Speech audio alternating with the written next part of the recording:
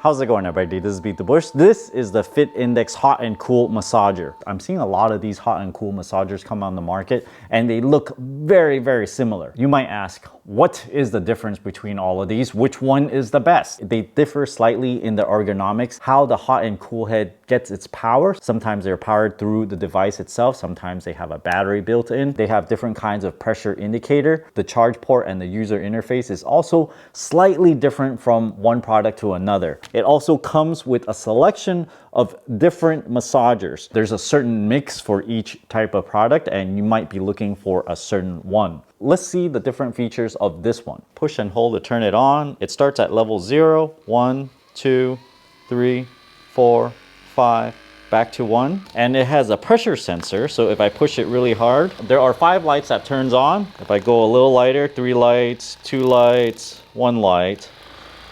It's quite responsive in terms of pressure sensing. It's measuring the amount of electricity it has to drive the motor in there. Now, I'm glad these manufacturers are making the handle a little slimmer.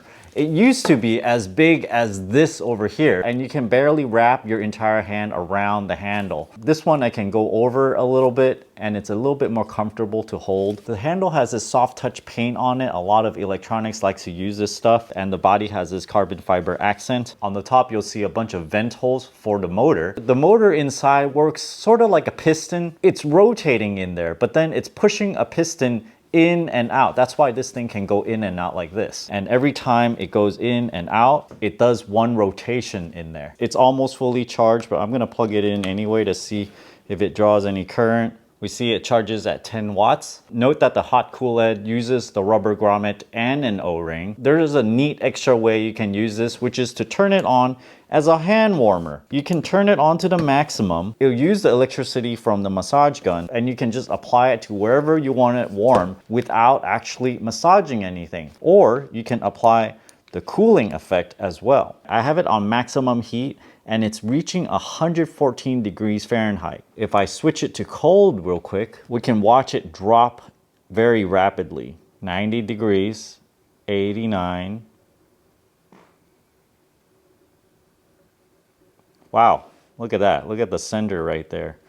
It actually feels very frosty, kind of like in the fridge right now. But let's let it get even colder. It's leveling off around 38 degrees Fahrenheit at its minimum. Inside this head is getting 109 degrees. Let's look at on the other side. This is the intake side and hot air is blowing out of this vent here. That's why it's hotter. This is my thigh and it's 84.4 degrees Fahrenheit. I have this FitIndex massager at its maximum cool setting. You can see the head leveled off at 38 degrees Fahrenheit. Without turning on the massager, I can just kind of apply a circle that's really cold.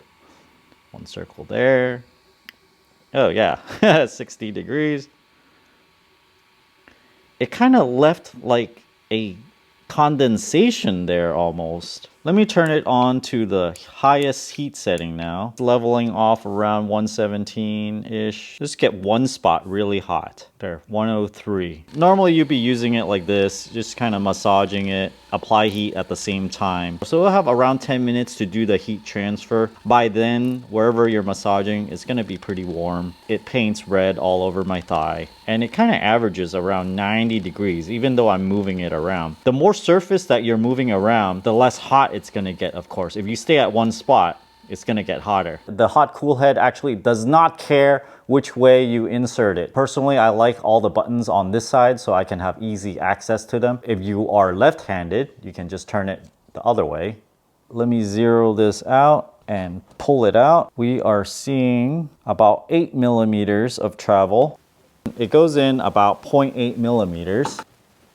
So 7 millimeters plus another 0.8, I am really getting 8 millimeters of travel. So it says 10 millimeter travel. I'm not really sure how they're measuring 10 millimeter. And I've actually measured it several times and I'm getting 8 millimeters no matter which way I'm measuring it. So I'm pretty sure it's 8 millimeters. Regardless, it massages just fine to me. This might be a case of specification chasing. One manufacturer exaggerates a little bit by measuring it in a very creative way, I say, and all the rest of the manufacturers have to follow. Otherwise, their specifications won't look as good. So there you have it.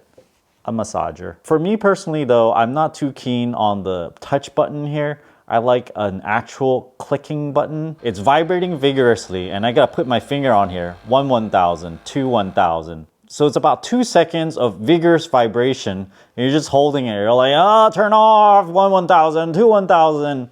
I'm exaggerating, but yeah. If you guys are interested in getting one of these, check out my Amazon affiliate link down in the video description below. Thanks for watching this video. Until next time.